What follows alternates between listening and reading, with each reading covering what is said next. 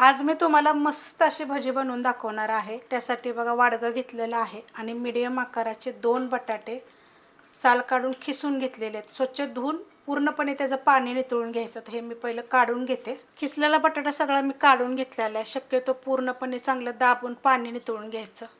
उडदाच्या डाळीचे बघा हे पापड आहेत, हे घेतलेले आहेत। एकच घ्यायचं बरं का। पापडाची भजी, पापडाच्या वड्या वेगवेगळ्या पद्धतीनं खूप साऱ्या रेसिपी मी अपलोड केलेले आहेत। त्यात काय करायचं, असं चुरून टाकायचं। एकदम बारीक जरी चुरलं तरी चालेल, थोडंसं असं मोठं मोठं चुरलं तरी पण चालेल। खूप चविष्ट भजी होतात बरं का। एकदा जरूर तुम्ही करून बघा अशा पद्धतीनं। मी टाकून घेते सगळे।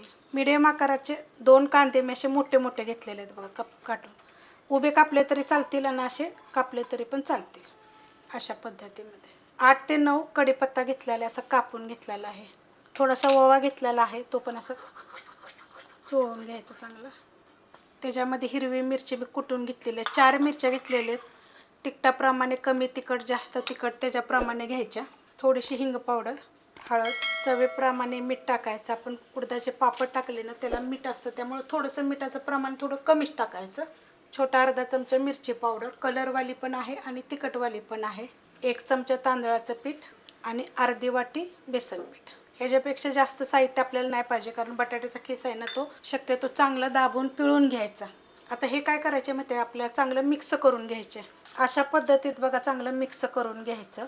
पाण्याचा वापर करायचाच नाही। त्याच्यामध्ये टाकणार आहे खूप सारे कोथिंबीर आणि मिक्स करून घेऊया। मस्त असं बघा मिक्स केलेलं आहे।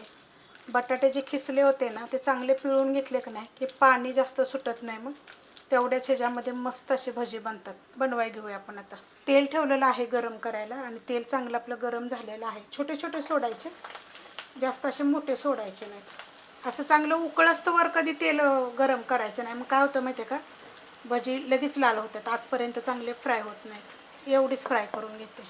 लगेच आपल्याला हलवायचे नाहीत, 1 मिनिट झाल्यानंतर हलवायचे। एकदम जसे आपले कांदे भजी कसे असतात असे कुरकुरीत होतात वरनं, आतून हलकेसे सॉफ्ट आणि गोल्डन कलरवर आपल्याला ह्याला फ्राय करायचे आहेत। कारण की पिठाचा कलर बघा लाल जास्त नाही आहे, पण ह्याचा आपल्याला चांगला गोल्डन कलर आला पाहिजे। खूप चविष्ट भजी तर मी एवढी टाकते ना वेगवेगळ्या पद्धतीनं। एकदा असे उडदाचे पापड टाकून भजी बनवून बघा, वड्या बनवून बघा। सगळ्या रेसिपीची लिंक तुम्हाला ह्या रेसिपी खाली भेटेल बघा। मस्त असे कुरकुरीत झाले ती आणि कलर बघ किती छान आलेला आहे। आता ह्या भजीमध्ये ना तुम्ही पालक पण टाकू शकता, थोडीशी पालक टाकू शकता, थोडीशी मेथी टाकू शकता। भजी तेलकट बिलकुल होणार नाहीत आणि ह्यात आपण बघा सोड्याचा वगैरे पण वापर नाही केलेला। एकदम कुरकुरीत हलकेसे आपण जेव्हा तोडून होणार तुम्हाला दाखवते, आतून थोडेसे सॉफ्ट। एक भज हे बघा, हे हलकेसे सॉफ्ट एकदम। ह्याच्यापेक्षा बारीक बारीक केले तरी चालतील। खूप चविष्ट लागतात बघा, एकदा करून बघा। रेसिपी कशी वाटली मला कमेंट करून सांगा। रेसिपी आवडली तर लाईक करा, सबस्क्राईब करा, कमेंट करा आणि शेअर बी करा।